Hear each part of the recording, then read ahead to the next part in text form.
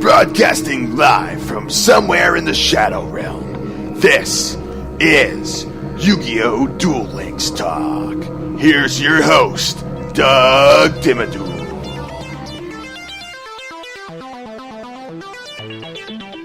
Hey there, welcome to another episode of YuGiOh Duel Links Talk. Today, we're just going to go over a quick, kind of a clown control circus type deck. This one's been floating around on the deck board for a little while, and it pairs really well with Chain Reaction, the skill from Odeon. And what that one does is every time you activate the skill, or anytime you activate a trap card, you're also going to inflict some life points of damage to your opponent. So it combos out really well, since about half of this deck, roughly half of this deck, is filled with trap cards. So you will be able to little by little start chipping away at your opponent's life points every time you activate one of your trap cards. So this one's really, really good. So what I want to do is go through a lot of the pieces here. I have all of them except for this first card, and that is Sphere Karibo. Now, I say that because I'm so far into the box and still have not pulled my Sphere Karibo yet. Boy, I don't know how you people get 3 of them. Actually, I do know. It's a lot of persistence and a lot of going through packs, and yeah, it's a lot of fun on that regard. But no, I do not have a Sphere Karibo, but there is one in this deck, and it's a pretty cool one. If you're not familiar, it's got a 300 attack, 200 defense. When your opponent's monster declares an attack, you can send this card from your hand to the graveyard. Change the attacking monster to defense position. When you ritual summon a monster, you can banish this card from your graveyard as one of the monsters required for the ritual summon. So Sphere Karibo is just a good way to change one of your opponent's monsters from attack to defense position when they were trying to attack one of your weaker monsters. But also, too, it allows you to free it from your hand and send it to the graveyard. And because it can set you up for a handless move for your next turn, and that's with this card, Swift Gaia the Fierce Knight. Level 7 Warrior, 2300 attack, 2100 defense. If this is the only card in your hand, you can normal summon it without tributing. Now, this deck only runs 1 copy, but with one of the more recent events, we had the Duelathon. The winning card, one of the prize cards that you were able to get from going through the Duelathon was a second copy of Swift Gaia the Fierce Knight. So whether or not you would want to improve on this deck by adding a second copy of Swift Gaia the Fierce Knight, or just keep it to 1, it's really up to your preference. But this deck currently runs 1 copy, and I think that's pretty good. Then you're going to have your standard 3 copies of Crass Clown. It is the level 4 Fiend with 1350 attack, 1400 defense. When this card is changed from defense position to attack position, return 1 monster on your opponent's side of the field to the owner's hand. So this is really powerful in the sense where I like where you're going to be able to send cards back to the hand rather than sending them to the graveyard. And the reason why I'm saying that is because you have a lot of cards like that recent Phoenix card that when it's destroyed and sent to the graveyard by effects, whether it's card effect or monster effect or anything along those lines, it's able to resummon itself back out from the graveyard. So one way to mitigate that is by using a card like Crass Clown to send it back to the hand. Then your opponent has to worry about how they're going to try and tribute someone to get the card back out there, or try and set up a different combo play to get it back into the graveyard.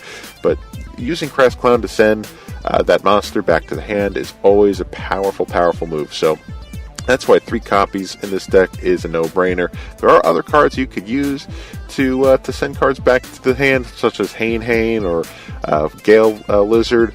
But here's the thing with those cards. You can only use that effect once, unless you find a card that's able to flip it back face down, because those are both flip effect monsters.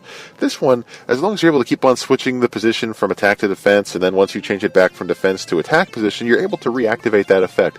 Now, that means everything has to kind of develop at a slower pace. You have to be able to stall, and and just be able to make sure that your opponent does not destroy this card before you're able to reuse its attack. But there are ways to mitigate that, and that's why we have a lot of the trap cards that we have in here to slow things down for the opponent. So it's a really good card if you're able to keep it on the field and utilize its effect. Then you have Dream Clown, which is level 3 Warrior, 1200 attack, 900 defense. When this card is changed from attack position to defense position, destroy 1 monster on your opponent's side of the field. So again, this one's really good. Just pick a monster on your opponent's side of the field and destroy it. So it doesn't matter if it's face up or face down. It's just a matter of having it out there in attack position and then switching it back to defense position. So you're able to utilize that effect pretty easily as well, as long as you're able to stall. Things can work out pretty well. Then you have Blade Rabbit, level 2 beast, 400 attack, 300 defense. When this card is changed from attack position to face-up defense position, destroy one monster on your opponent's side of the field. So it's basically a duplicate effect of Dream Clown. So, overall, it's the same type of thing, just a bit of a weaker monster. But again, just hopefully you have some stall tactics. So now let's get into the trap cards. And remember that this is paired up with chain reaction. So whenever you activate these trap cards, you're also going to be inflicting some damage to your opponent. So the first trap card we have here is Desert Sunlight. It's the rare trap card where all monsters on your side of the field are changed to face up defense position. So this card combos out well with your Blade Rabbit and your Dream Clown. So if you have either of those cards on the field, you activate this trap card, even during your opponent's phase, after, say, for example, they work real hard to tribute summon a monster. Then you just activate your Desert Sunlight trap card and switch those monsters to defense position using that trap card, and then destroy the monster that your opponent worked so hard to tribute summon. So, what a shame, but you're able to take advantage of that. So that's why this trap card is really powerful, really, really good card. Then you have Curse of Anubis. Change all effect monsters on the field to defense position. Until the end of this turn, the original defense of those monsters becomes 0. Also, their battle positions cannot be changed. So, utilizing Curse of Anubis is a really good card because all your monsters that you have, whether it be Crass Clown, whether it be Dream Clown, or whether it be Blade Rabbit, all of those monsters are effect monsters, so they would be affected by Curse of Anubis. So, really good card, and that is one that could also impact your monsters on your side of the field. Next trap card you have here is Windstorm of Etiqua. This is a really good stall card where you change the battle positions of all face-up monsters your opponent controls. I try to activate that at the beginning of the battle phase because there are some misplays you can do with this card. Say, for example, your opponent has a monster out on the field, they summon another monster, then you decide to activate Windstorm. Well, guess what? Their monster that you may have just changed the position to that was out since last turn, they haven't changed the position of that monster yet, so they'll just switch it back to attack position at that point. So that's where you want to wait until the battle phase when they can't switch their position of their monsters again. But that's just kind of one little side note, and I'm sure those of you who have used the card more frequently have noticed that there are potential misplays with this card, just as a heads up. Then this pairs well with Tragedy. What Tragedy is when a face-up attack position monster your opponent controls is changed to face-up defense position, destroy all defense position monsters your opponent controls. So this card is perfect for if you're using a card like Windstorm and you're able to change that monster to defense position as well as all his other monsters, hopefully to defense position.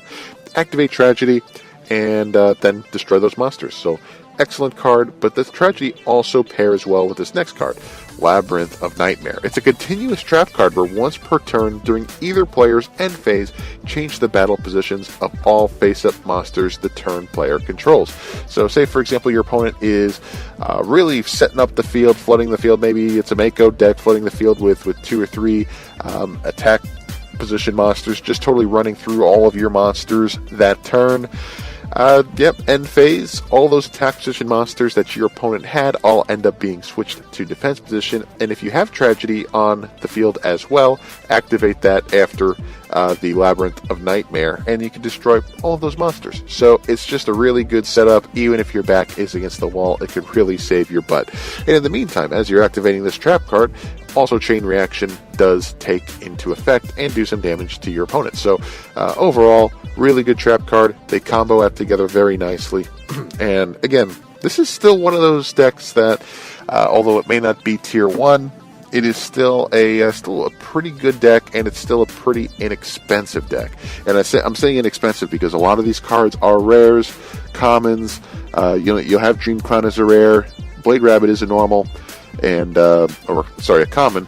Crass Clown is a rare as well. The only super rare here is Swift Gaia, the Fierce Knight, but that's one that you could obtain through events. And the only ultra rare would be Sphere Karibo in this case, which of course is, in my opinion, very difficult to get right now out of a 200-pack box, but it's still doable.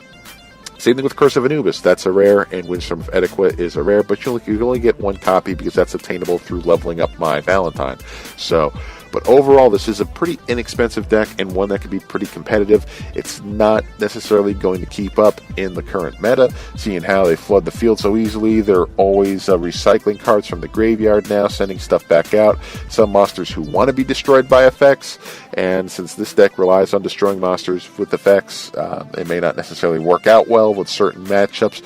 So this one's sitting comfortably at maybe a bottom tier 2, something along those lines. I got to see where we're at with a lot of the other other decks. But just in my opinion, playing a similar deck build to this one, it could be competitive, but it could also really just blow up pretty easily because it is a slow developing deck. If you think about it, you're not flooding the field with these powerful effect monsters. You have to wait turn by turn. So at that point, that's why with the current shifting of how the meta is turning into a one-turn kill heavy type of setup, a slower developing deck such as this kind of Circus clown deck may not necessarily be the best. But if you're going up against another slow developing deck, maybe like a Gravekeeper or something along those lines that don't necessarily develop in the first turn or the second turn, you could do pretty well against decks like that. So it's worth giving it a shot. And in my opinion, it's worth giving it a shot just from the obtainability of the cards, many of which are obtainable through the card trader. But yeah, this is just a really fun deck to play if you give it a shot. So yeah, let me know if you've done something similar to this. I've seen other types of clown control variations where they also use cards like Sergeant Electrode and stuff along those lines. So I'd like to see your take and your opinion on a clown control deck. Feel free to reach out to me on Twitter at YuGiOh Deck Talk. It's all one word, at YuGiOh Deck Talk.